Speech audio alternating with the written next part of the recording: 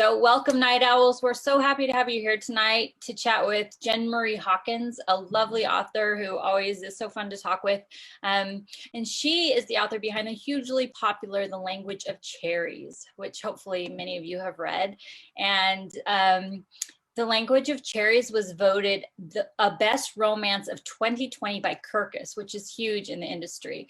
They called the book a luminous YA love story with magnetic characters and literary flair, and gave it a starred review and featured it in several of their magazines. So those, again, are huge, and we love Jen, we love her writing, and we're so excited to be here tonight. We hope you are too. So without any further ado, Jen, how are you doing? Where are you talking to us from? Can you tell us a little bit about yourself? Sure. I am at my home in the Woodlands, Texas. I'm doing good. I'm nervous because I'm always nervous when I have to speak on camera, but I think it's going to be fun. Thank you for having me. Oh, I'm so glad you're here. I think that Jen is delightful, and I'm always excited to talk to her. Okay, so trickiest question of the night. Can you tell us a little bit about The Language of Cherries? Okay, so my elevator pitch, which I have prepared after the book is published, I did that a little bit backwards, but it is a coming of age story with magical elements set in Iceland about a boy and a girl who communicate with art and music instead of language and fall in love. That is a very good elevator pitch. Way after the fact. Hey, that's what counts, right? As long as you do it. So I wanted to ask you, there's a lot of cool things going on in your story, which we'll talk about. You've touched on the magic, the art and music. There's just so many really cool threads that come together in a beautiful way. Can you tell us a little bit about what inspired the story and kind of who your authors are that inspire you and where you pulled things from? Okay, you lagged a little bit there. So you asked me about the inspiration. Yes. Sorry, I lagged. Let me pause you for 1 second since I did.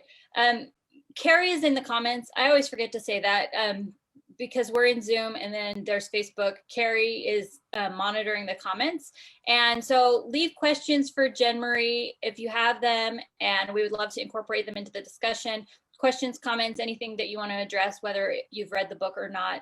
And feel free to have a conversation going in there, and we'll pull those in as we go. So sorry to interrupt you, but yes, the inspirations and so many different threads.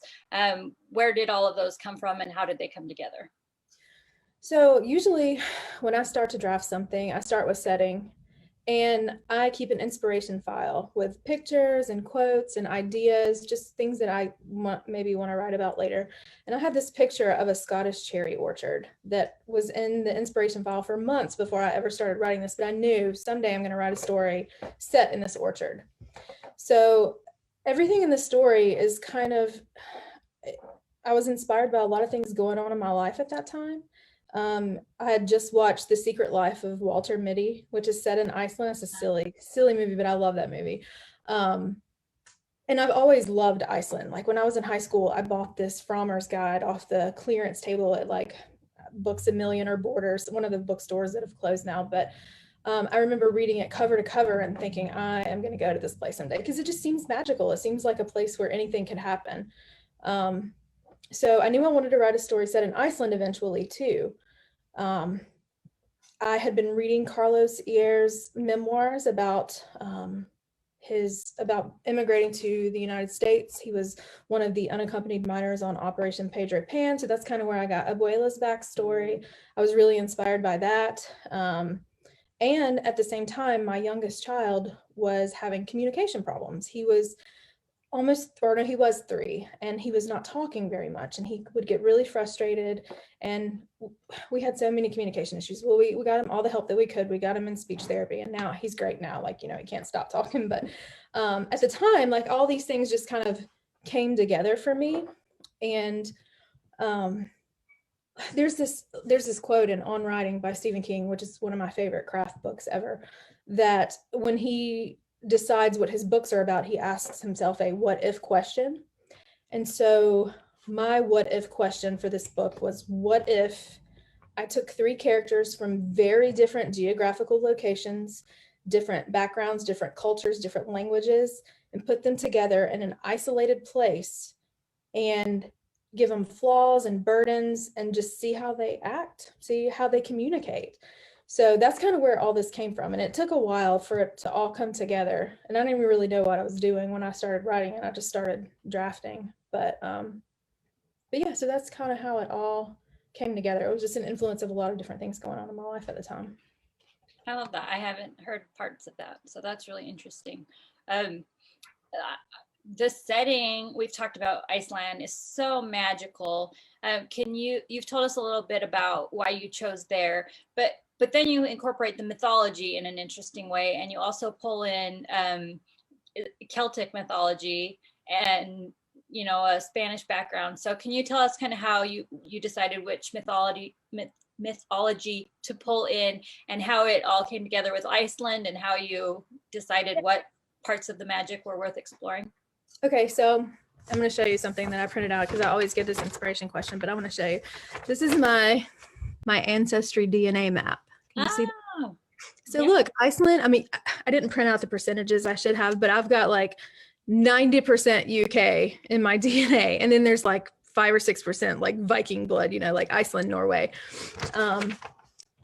So I have always felt a really personal connection to Celtic stuff. And I don't know if it's just because it's like in my blood or whatever. My family were Scots-Irish who came here from Scotland, Ireland, the UK. And I've always just felt a connection to that. Like I love reading about Celtic magic. I love Outlander. I don't know if you've read those books and watched this. Oh, so good. So I just love that. Anyway, I like to think that I'm maybe descended from some like Celtic druid like Agnes, So I just thought it would be cool to write about that, write about somebody who had those abilities, that mythology, with Celtic magic. I just thought it would be really cool to explore. Awesome. And then what parts of Icelandic mythology did you pull in with the Celtic? Just not a ton. I really liked the idea of runes, like the way that their writing is. I don't know if you've ever seen it, but like the way that they write in Old Icelandic is really cool looking. It would make a really great tattoo, but it's very pretty. Very cool. So one question, you talk about together. Is there anything that surprised you or turned out differently than you had originally anticipated? So in the first draft, Agnes actually had a point of view of her own. And yeah, so I had written about 30,000 words, and I workshopped the first 30,000 words, the incomplete draft, at the Writing Barn in Austin, Texas, in I think it was October of 2015. And at that intensive, I got really great feedback from all these authors that I really love and admire, and other participants. And the overwhelming note that I got was that her point of view needed to be axed, because I don't think I realized that this was a YA story when I first wrote it. I just really wanted to incorporate those different backgrounds and different people. And I don't think I realized I was writing a YA story in the beginning, but I didn't want to. Like, I was really sad that I had to cut her point of view because I loved her, but I took it into consideration. And then once I got home, and I was stuck on 30,000 words. I hadn't been able to finish it. I couldn't figure out what the book was really about. So I went home, but instead of deleting anything, I just started a brand new document. Like, I barely ever delete anything just in case I need it later. So my hard drive is a mess, as you can imagine. But, I started a whole new document, and I moved over only the points of view from Evie and Oscar. And it started to really take shape. And like, I realized what the book was about then, or where the book was going anyway. Maybe I didn't really know what it was about until I was finished with the first draft. But like, once I did that, I fast drafted the next draft, start to finish, and type the end within 3 weeks. And that has never happened. Never. Wow. Like, I'm really a pretty slow drafter. So that was such a fantastic note that I got, because it helped me finish writing the book. So yeah, I originally really wanted her point of view in there, but they were right that it needed to come out. Like, this was Evie's and Oscar's story. I love that. Maybe there's some bonus features down the road for Agnes. Yeah. Okay, we have some good questions. Olivia asks, how much research did you have to do into Iceland and specifically the language? Oh my gosh, so much, so much research. So when I first started writing it, I decided that I wanted to put this Scottish cherry orchard. I wanted to set it in Iceland so I could kind of combine the two things and like kill, one bird with two stones kind of thing, or two birds with one stone. I got that backwards. So I started researching and I realized cherry trees do not grow in Iceland. It is too cold there. Like cherry trees grow in cold climates. So I was irritated because I really, really wanted to set it there. So I started thinking about it. I was like, wait a minute, I am the captain of this ship. I am the creator of this world. I can do whatever I want. So I'm going to put magic in this story and make it happen anyway. So that's kind of how that came about. But I had to do a lot of research into the culture and into languages, and I had sensitivity readers to look at the language to make sure I wasn't butchering it or doing anything, stupid or insensitive. And that, which was really helpful. My sensitivity readers really helped me fine tune the language, because even with Spanish, like Spanish is different in Cuba than it is in Mexico. So there are all these nuances to language that I had to really learn, but it was great. It was a great learning experience. I love that you said that. I think as writers, you get mad when you can't do what you want, but the constraints are what make for a really interesting story, right? The cherry orchard in Iceland is pure magic, and that you had to figure a way to make that work because you wanted it. I think that's the genius of your story right there. That's awesome. Carrie says, everyone's talking about the magic of Iceland, so good pick on the setting. Shannon asks, what was a difficult scene for you to write, and which one was your favorite to write? Oh man. I think the most difficult was the sad scene where he's like gonna cut down the tree. Because it takes a lot of emotional effort to write things like that. When your character is really, really sad, you almost have to feel it with them to be authentic or to make it come across the way that you want it to in the story. So I think the parts that made me sad were the parts that were the most difficult to write. My favorite things to write were Evie kind of being a smart ass when she was talking, thinking he couldn't understand her. That was kind of fun. I know not everybody loved that, but I love her. I love that she We have some other good questions, but I'm kind of going to go with that for a second and come back to those, because one of the things that I love so passionately about this book is what you've kind of just described. There's moments where I was literally sobbing on a plane, and it was so awkward because I was trying not to like make noise and blubber all over everything. It was just so emotional for me. And then there were parts where I was laughing out loud. So I think it's so hard to strike that balance for a really great book. How did you strike that balance, and what were some of the challenges there? I think I do my best to write stories that reflect real life, at least emotionally. I mean, obviously there's not a magical cherry orchard in Iceland that we know about. But I just wanted my characters to be as real as possible emotionally. So and life is like that. Some days are really happy, some days are really sad, and you can cry and laugh in the same day. And I think I just wanted my characters to reflect that. That's awesome. You did a really good job of that. Candace is voting for an Agatha spinoff, so start thinking about that. And then Darby says the Iron Druid Chronicles is a great urban fantasy based in Celtic mythology, so that's fun. And Olivia, who a lot of people know is Jen's editor for the book, says the magic that made the cherry trees work in Iceland was the perfect twist to make the romance feel just that extra sweet too. So you did a really good job pulling some things together and then making it work in really, really fabulous ways. So Shannon asked about your favorite scene. Who was your favorite character to write and why? Initially it was Agnes. Like I just kind of want to be Agnes. I just want to be a magical druid lady that can cook also. I think after I axed that point of view, got rid of it, I think Oscar became my favorite because verse is hard to write, but it was a challenge. Like this was the first time I'd ever tried to write verse beyond my crappy high school poetry days. So I think like you just have to be really careful with the language. You have to pare it down to the most basic necessities. And that was, I think it was really good for me because I tend to overwrite sometimes, especially in my drafts. Like I just go out of the way to describe one little raindrop on a leaf. I could go on for 2 paragraphs, and I couldn't do that with him. So Yeah. I had to really focus, and so I really loved that challenge. Awesome. He had so many great lines. There's one I won't say on here because it has an F-bomb in it, but like I think about it all the time. The nonchalant line that comes to my mind almost every day. I love it so much.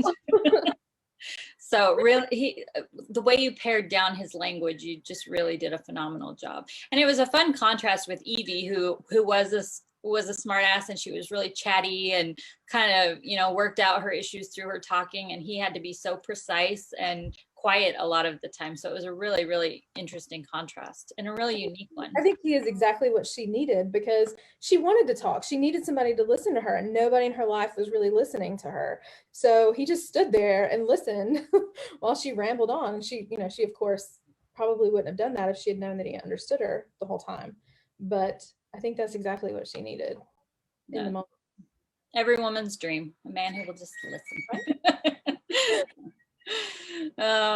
Okay, so I want to switch gears a little bit and dig into your writing process. What does that look like for you? I know you said you wrote this one in 3 weeks, so does it change with each book, or do you have a process? Or yeah, that was like a magical unicorn situation that does not happen usually. I'm extremely prolific with ideas, but not always the execution of ideas. Like if you could see my hard drive, like I said, it's a mess. I have so many unfinished manuscripts on it. And I kind of just, like I said, I usually start with setting. I almost always know what the setting is going to be, but I don't always know who the characters are or what's going to happen. And that I just kind of wait for that to come to me. And I tinker with things. Like I'll start something or I'll outline something and I'll just tinker with it until it grabs me. So sometimes I'll have 2 or 3 things going at one time, and I'll just stick with the one that I care the most about, the one that keeps me up at night or that I'm thinking about when I'm driving in the car listening to the radio. With Cherries, I had a laser focus. I came home from that workshop and I knew exactly what I was going to do. And once I started doing it, it just came out. That it doesn't usually happen like that. With the book that's coming out this fall, it took me almost a year to draft that, and then almost 2 years to revise it. And I kept putting it down because it was difficult. And I think it was the content too that deals with a lot of mental health issues. And I think I was kind of experiencing that myself at the same time. So I really dragged my feet on it. And I was working on other things at the same time. But I'm glad that I finally finished it. But it was not a 3-week process for that one. So it's different for each one. That's brilliant too. I'm so excited for people to read that one. So one thing that people may not know about you is you're a certified writing coach, and you've done pitch wars multiple times. You've been a mentor for that before. So you have a lot of experience with coaching writing as well, which I think is unique about you. Is there something that you value about working with new writers, or what do you get out of that process? So I was actually a Pitch Wars mentee before I was ever a mentor.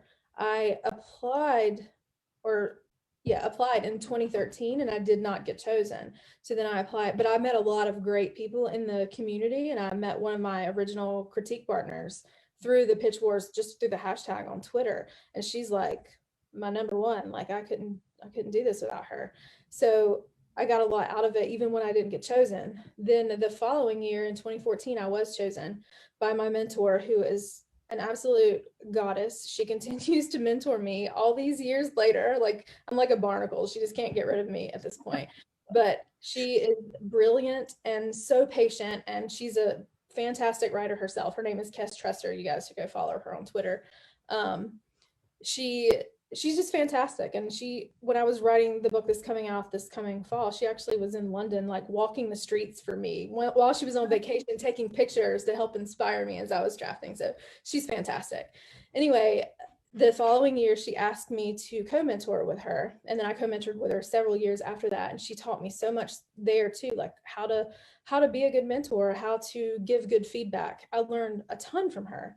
And then I sort of met Jenny Nash, who was my boss at Author Accelerator, through Pitch Wars, through that community. And I learned even more training with Author Accelerator. So I think for me, being a book coach and being an editor, it's about giving back to the community because so much was given to me. So many people took time out of their lives to help me be a better writer. So I kind of want to pay that forward. I love that. That's a great answer. And it's fun how you start to see those connections kind of overlap, because Jenny Nash was my mentor the year she did Pitch Wars. I don't know if we talked about that. And then she's your Author Accelerator guru. So it's kind of funny how that all works together. Yes. So for all of your work with new writers, do you feel like there are common mistakes that you see over and over again? I think a lot of new writers don't read enough in their own in the genre they want to write.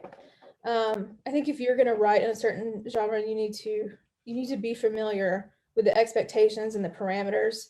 For example, a couple of years, it's been a few years ago now, I don't remember how long, but I judged an RWA contest and it was a romance novel that this person had submitted, and it was beautiful writing, and like the story was gorgeous, but the love interest died in the story.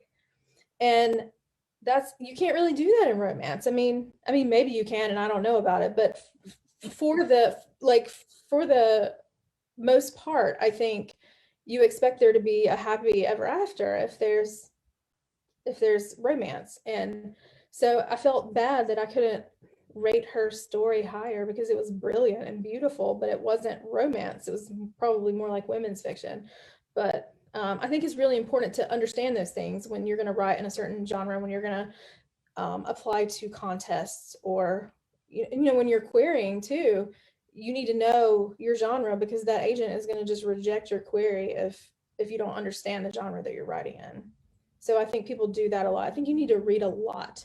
Like the best thing you can do as a new writer is just read, because that's brain fuel. I mean, you get ideas, you kind of get a feel for the format. You just need to read tons in what you want to write. That's great advice.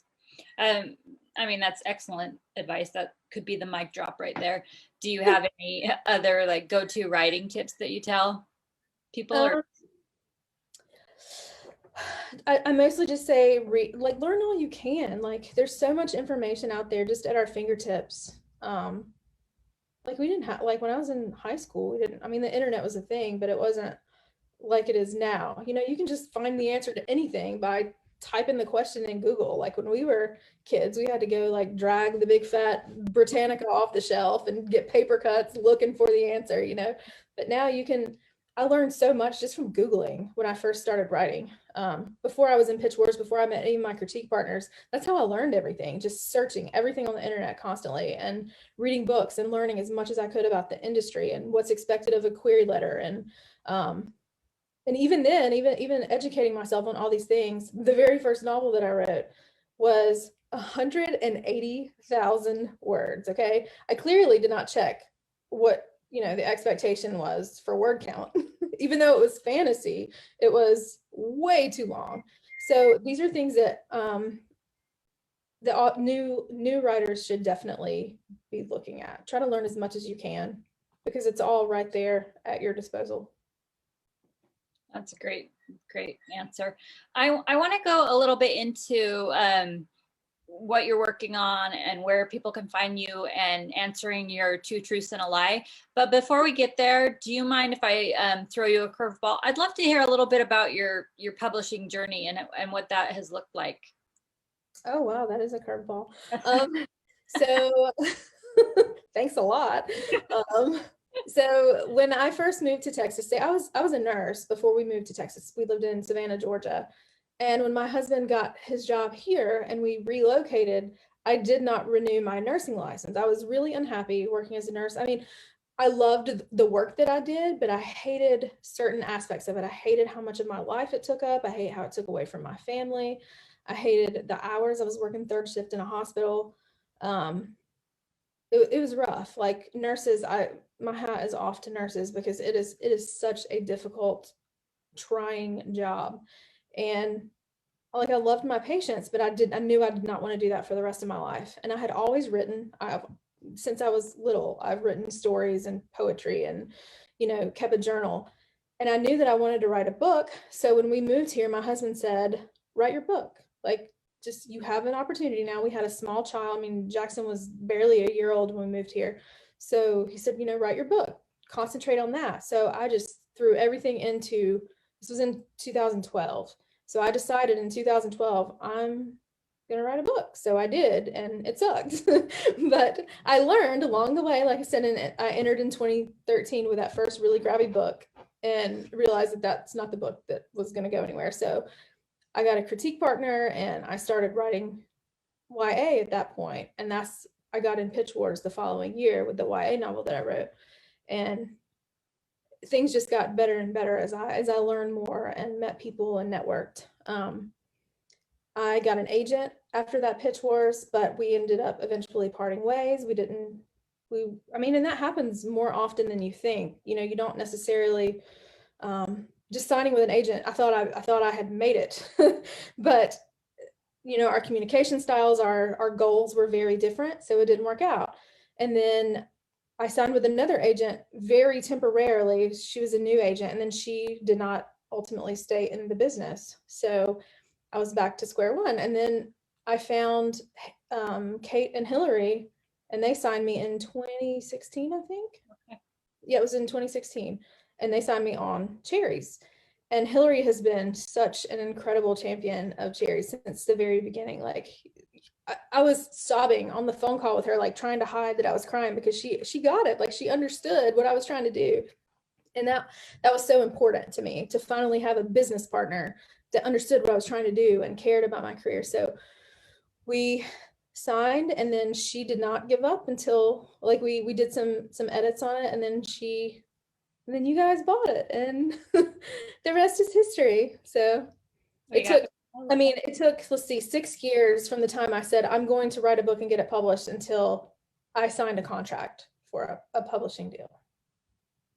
I like those stories. They're way better than the getting lucky really fast stories. I think they're more accurate. Yeah.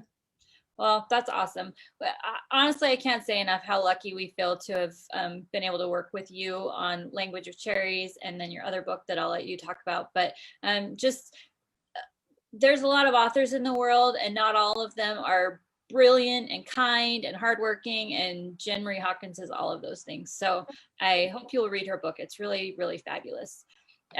So shifting gears again away from the Language of Cherries, can you tell us what you're working on, what to expect from you in the coming months? So my next book is coming out this fall. We don't have a date yet, do we? It's in the fall. I just know it's this fall. Yeah. 2021. Okay.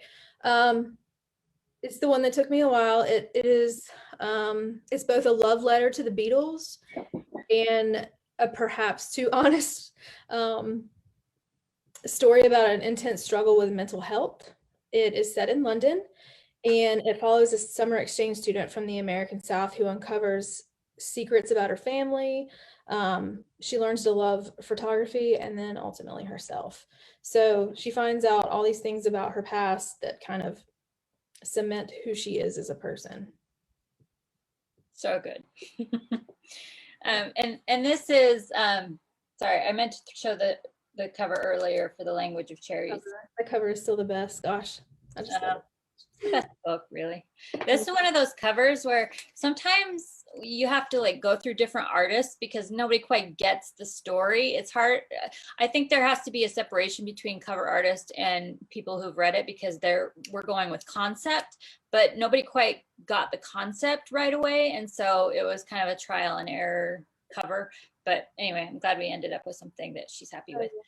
And then Jen actually designed a few covers for her YA book that's coming out in the fall, and we haven't like settled on a cover yet, but it's kind of fun to work with somebody who has some visual acumen as well. So that's fun.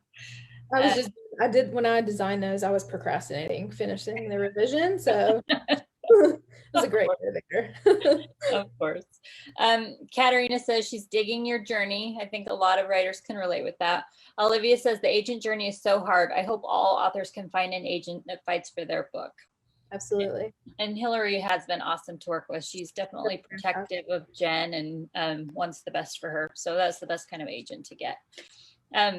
Okay, so I'm excited about this. I'm not sure if any of you saw the blog post. If you haven't, go check it out. But we had Jen do 2 truths and a lie.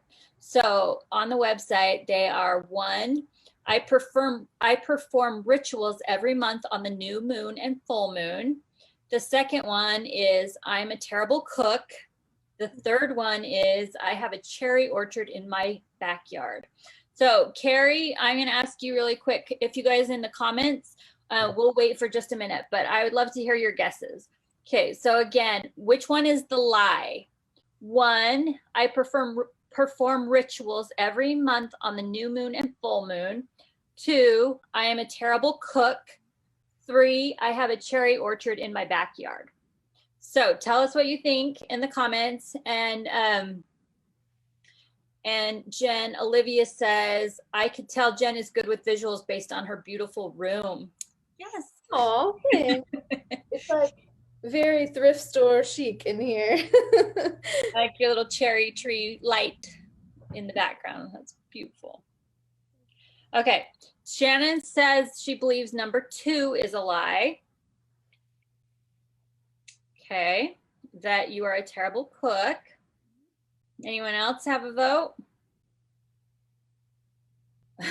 Olivia agrees that number 2 is the lie. You just seem 2 together to be a bad cook. Beth says number 2. Okay, everyone says number 2 is the lie. Are they right? They're correct. They're correct. Can you elaborate on those 3 a little more? Okay, so the full moon thing. Every new moon, I make a list of positive things that I want to accomplish over the next month. And that's just, it's kind of like a little witchy woo thing that I like to do, but it puts me in a good mindset. So I'll make the list of things that I want to accomplish. I usually light a candle, say a prayer, kind of meditate on it, and then blow the candle out, and I keep that list where I can see it somewhere. So it's motivating. Like if it's been almost a month and I haven't done some of the things on the list, I'm like, okay, I've got to get these things done. And then on the full moon, I make a list of negatives, things that I want to get rid of, things that are weighing me down or bothering me. And then like I will do the same thing. I'll light a candle, say a prayer, and then usually like we have a fire pit out back that we love to use when it's cold outside. So a lot of times I'll just go toss it on the fire pit. I usually do that now because back in the fall, I actually lit a list on fire with a lighter and almost caught my shirt on fire. I had to throw it in the pool because I thought I was going to catch myself on fire. So I don't do that anymore. I throw it in the fire pit now. But it's just like, I don't know, it's not quite as cool as Agnes and her spell writing abilities, but it's really more of a mental thing than anything. So I like to do that because it puts me in a certain mindset. The lie is that I can't cook because I can actually cook. It's one of my favorite things to do. And I couldn't cook when I first met my husband, who will tell you that I almost burnt our house down trying to cook fried chicken with a tablespoon of oil. Yeah, I still can't cook fried chicken. I guess I have to turn in my Southern card because I'm not good at that.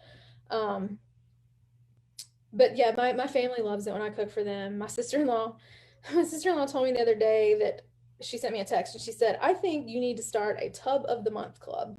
And I was like, what? She's like, the whole concept is you take a tub, you put baked goods in it, and you mail it to me, and I eat them, and then I send you the tub back for next month. So I thought that was really sweet. I take that as such a compliment when people, I love to do that for people. I guess food is love or whatever. That's a very Southern thing, but I really enjoy cooking, especially for my family.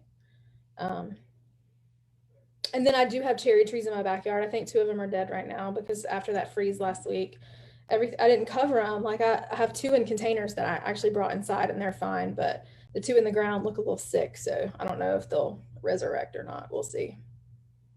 I'm sorry. I hope they resurrect. I know, me too. The squirrels will be really sad that they don't get to keep stealing the cherries from me. They're so pretty too. The pink blossoms and the pink flowers are beautiful. Yeah. Well, I love those. I love all three of those. Okay, I would love to hear if people are following you for the first time. Where do you like them to follow you? Just on Instagram or Twitter or your website? What should they check out? Probably Instagram.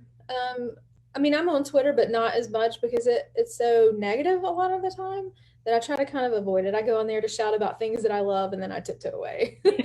People are just fighting too much all the time on Twitter. But yeah, I mean, you can follow me on Twitter too, but I post more on Instagram than I do anything probably.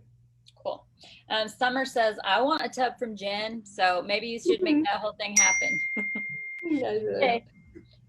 Candace says she can't do fried chicken either, and she writes Southern literature too. So you two can bond over that. Okay. I love to do kind of a shotgun round at the end because I like to know what authors are interested in and what inspires them and what gets them excited. So for the shotgun round, she's going to tell us quickly, who's your favorite author? It can be one. I know, it's terrible. It's a terrible question. It can be of all time or right now. What's that? I said only a Sif deals in absolutes, right? That's right. That's right. So my favorite author right now, I think, is Barbara Kingsolver. I've been like rereading all of her novels. I read the Poisonwood Bible a long time ago, and then I re-listened to it on audiobook. So I've been binge reading all of her books lately. Sorry, that's not very shotgun round. No, that's a great answer. It doesn't have to be fast. I'll just ask it fast. Book. How's that? Oh God, I don't know. I love so many books. It's really hard. I started a book today that I really love. How about that? How about I share that? And it was actually Summer who told me to read it, and it is amazing. It's called, oh God, what is it called? The Once and Future Witches. You would love this. I know we've talked about how we love witch lore. It's by Alex E. Harrow. And it's three sisters who are witches, and it's historical fantasy. Oh God, it's so good. I started listening to it on audiobook, and it's one of the things lately that has really grabbed me immediately. Like as soon as we get off here, I'm gonna go back to listen to it. Okay. It's really good. That's a great recommendation. I want to out Jen and her husband for a second because I think it's really fun. Her husband travels and he brings her signed copies of like vintage books from different places. I think that's the coolest thing ever. What's your favorite one? He got me a signed copy of Practical Magic. When he was in Boston, he met a bookstore owner who knew Alice Hoffman and got her to personalize it for me. So I was just like, you're the best. Like he really is. He's the best. Just goes out of his way to do that. I think that's super cute. Okay, favorite music. Well, I love the Beatles, obviously, because my new book is pretty much a love letter to the Beatles. My favorite, probably current band within the last 20 years or so. I love the Avett Brothers. They're just good humans on top of being great musicians, but I love their music. It's so inspiring. They're from like 2 hours north of my hometown. So like hearing their voices kind of makes me a little bit homesick. Like they just sound like home.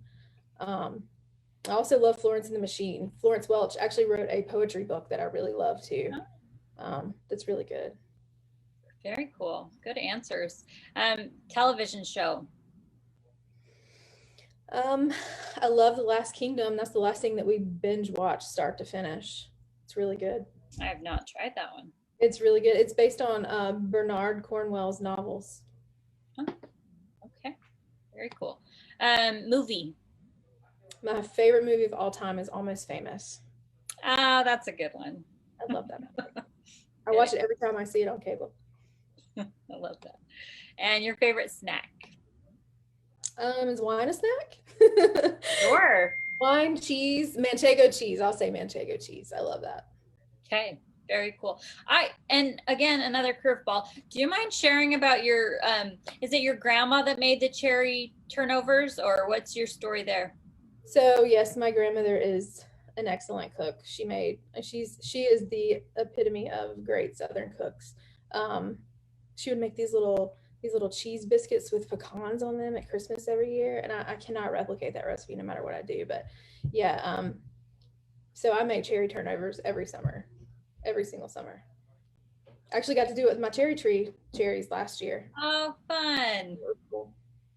So post pandemic, we'll somewhere in the woods have a witch circle with Jen's Yeah. cherry turnovers and moon rituals and read great fiction. So everyone's invited to that.